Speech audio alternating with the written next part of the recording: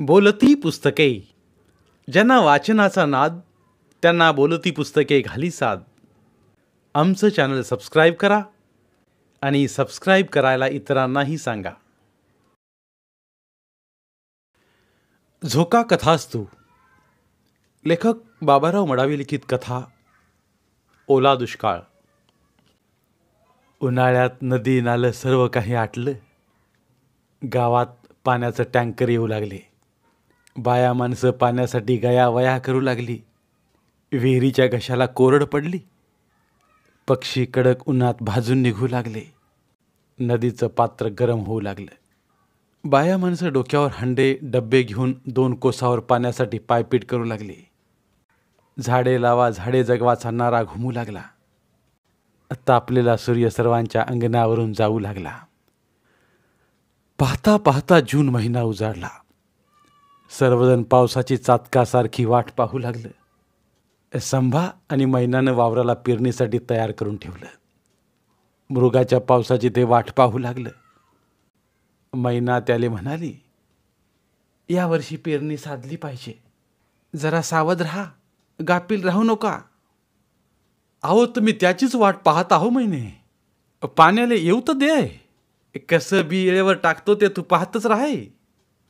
यावर्षी कापूस घेऊ, तुरीचे तास बी टाकू, थोडीशी ज्वारी टाकू. घरात दाळदाणा पाहिजे. शेतात राबता राबता नवरा बायकोंचा अंदाजपत्रक तयार झालं. शेतीवरच संभाची मदार होती. पोराबाळांचं शिक्षण ही शेतीवर अवलंबून होतं. कष्ट करणाऱ्या जीवांच्या अंगातून घामाच्या धारा दररोजच व्हायच्या. शेतीला कष्टानंच फुलवावं लागतं. मेहनत केली तरच शेती कष्टकऱ्यांना 4 घास त्यांच्या तोंडाले चारा देते. पहिला मिरगाचा पाऊस पडताच संभानं शेतात पेरणी केली. दररोज शेतात येऊ लागला. काही दिवसांनी बियाणं तोंड वर काढले. त्यातून हिरवे कोवळे कोंब बाहेर आले. या फुटलेल्या कोंबावर पावसाचा फवारा पाहिजे होता, पण पाणी दडी मारून बसला. संभा बायकोला म्हणाला, कसं हो, पाऊस आला का ऊन नाही? कोंब उन्हाच्या उष्णतेनं भाजून जात आहे. का हो, मी तुम्हाला म्हणलं होतं ना, वावरात बी टाकाची घाई करू नका. पाऊस कवा कवा ऐन वेळेवर चाट मारते म्हणून. पहिला पाऊस जाय द्या. तुम्ही कवा ऐकलं माये? मारले ना चाट पावसानं. आता केवढ्याची आली? पिकं दिवसेंदिवस करपून जात होतं. जागच्या जाग्यावर उगवलेले कोंब पाणी पाणी करत शहीद होत होते. मागल्या वर्षी कोरड्या दुष्काळानं झाडप घातली होती. कर्ज घेऊन संभानं बी पेरलं होतं, पण ते वाळून मरून पडलं होतं. झालेली हानी पाहून संभा आणि मैनाच्या डोळ्यात आसवं उभी झाली. आता संभाला दुबार पेरणी करण्यावाचून इलाजच नव्हता. दडी मारल्या पावसानं 15-20 दिवसांनी हजेरी लावली. आता संभाला दुबार पेरणी करण्यावाचून गत्यंतर नव्हतं. पुन्हा कर्ज घेऊन बी मिळवण्याची त्याची धडपड चालली. कसं बसं बी मिळवलं. पुन्हा शेतात पेरणी केली. दोघंही शेतात कष्ट उपसून थकून जायचे. दुपारला आंब्याच्या झाडाखाली बसून चटणी भाकरीची न्याहारी करायचे. त्यावर गटागटा पाणी पिऊन आशाळभूत नजरेनं शेतीकडे पाहायचे.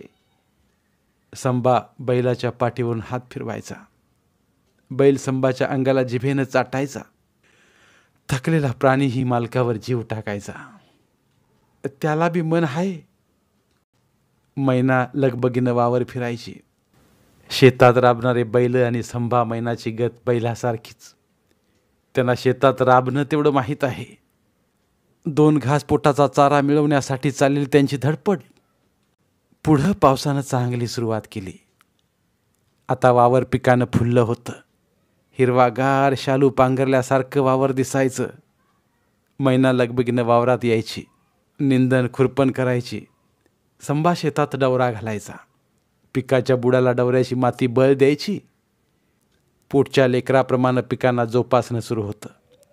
वाढत्या पिकाला पाहून संभा मैनाच्या चेहऱ्यावर आनंद उमटून यायचा. पिकं टोंगळा वाढली. मोठी मोठी होत होती. संभाची पोरगी शांता शाळेत जायची. ती बापाला म्हणायची, बापू, मला शाळेचा ड्रेस कधी घेऊन देतोस? ज्वारी निघाली का पहिल्यांदा ड्रेस घेऊन देतो. तोवर जरा धीर धर बाई. संभाचं पोरगं 4थ्या वर्गात शिकत होतं. ते आपल्या मायजवळ म्हणायचं, बुक्क पेन पाहिजे.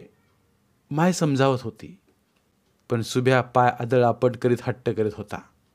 मैना म्हणायची, बाबू तू चांगला शिक, तवाच आपली गरिबी जाईन. आम्ही असे अडाणी राहिलो, मर मर करून बी लोकाले किंमत नाही. कर्ज काढून वावराले दुबार पेरलं बाबू. 2 येळचं कसं बी तुम्हाला खाले भेटते, त्यातच समाधान माना. संभाचा इळ्याच्या अनिवरचा संसार दिवस काटत होता. सर्वसाधारण 5 एकरवाल्या कष्टकऱ्या शेतकऱ्याची अशीच अवस्था सर्वत्र आहे. पिकानं वावर बहरून गेलं. पाणी यावर्षी चांगलंच बरसत होतं. लोक म्हणत होते, पावसानं नांदाच लावला, लईच बरसून राहिलं. ढगफुटीचा पाऊस सुरू झाला. आभाळ काळोकुट्ट होऊन खाली आल्यासारखं वाटायचं. आकाशात लक्कन वीज चमकायची, ती कुठेतरी जाऊन पडायची. झडीचा पाऊस सुरू झाला. नदी नाले तुडुंब भरून वाहू लागले. शेतानं जिकडे तिकडे पाणी घुसले. नदीकाठच्या शेतातील माती वाहून गेली. दुसरीकडील दगडं शेतात वाहून आली. पिकांचा जीव जाऊन वाहून गेली. जिकडे तिकडे हाहाकार माजला. शेतकरी धाय मोकलून रडू लागला. त्याच्या डोळ्यांतील आसवं गळू लागली. संभा मैना वावरात गेली. शेतातलं अर्धनिर्ध पीक वाहून गेलं होतं. शेतीची माती वाहून गेल्यानं खोलगट भाग पाण्यानं भरला होता. 2-1 एकरातील पीक जीव मुठीत धरून वाकलं होतं. संभा कपाळावर हात देऊन रडायला लागला. बायकोला म्हणाला, मैना आता आपण कसं जगायचं व? त्यानं हंबरडाच फोडला. धुऱ्यावरचे बैल डोळ्यात पाणी आणून संभाकडे पाहून हंबरत होते.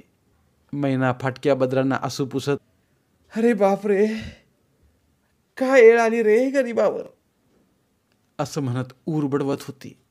तिचा आकांत पाहवत नव्हता. संभानं बायकोला हृदयाजवळ घेतलं. दोघंही शेताकडे पाहून रडत होती.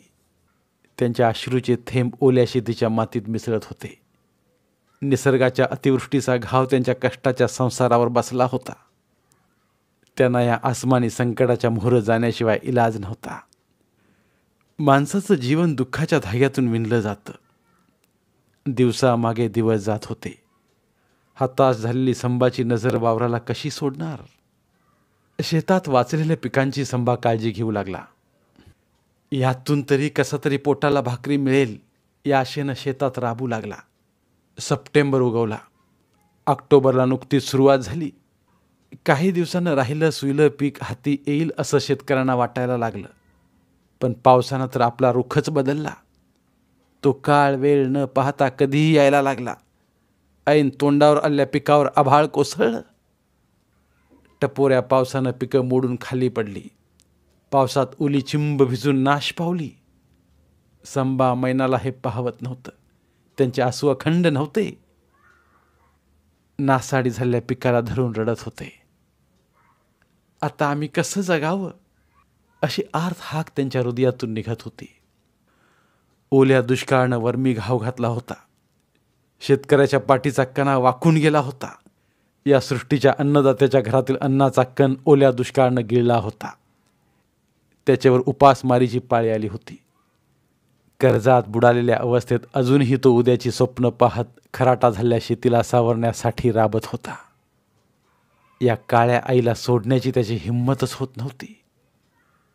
संभा मैनाचे नासाडी झालेल्या शेतात दररोजचे जाणे येणे चालूच होते. संभा मैनाला म्हणाला, या काळ्या आईशिवाय आपण कसे राहू? तू घाबरू नकोस. हो, तुमचं समद खरं आहे, पण कष्ट करून बी आमच्या वाटेला असं का? मैना, जिंदगीत असे चढ उतार येणारच आहेत. चल लवकर, वावरातले पाण्यानं पडलेले खड्डे बरोबर करायचे आहेत. संभा मैना डोळ्यात अश्रू घेऊन नासाडी झालेल्या आपल्या शेतात राबण्यासाठी जात होते. धन्यवाद. पुन्हा भेटूया एका नवीन कथेसोबत.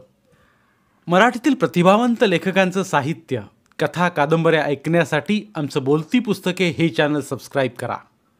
आणि मराठी साहित्याचा प्रसार करण्यासाठी प्रत्येक मराठी माणसाला सबस्क्राईब करण्यासाठी आवाहन करा आणि बोलती पुस्तके या साहित्य चळवळीत सहभागी व्हा. आपले पुन्हा एकदा धन्यवाद.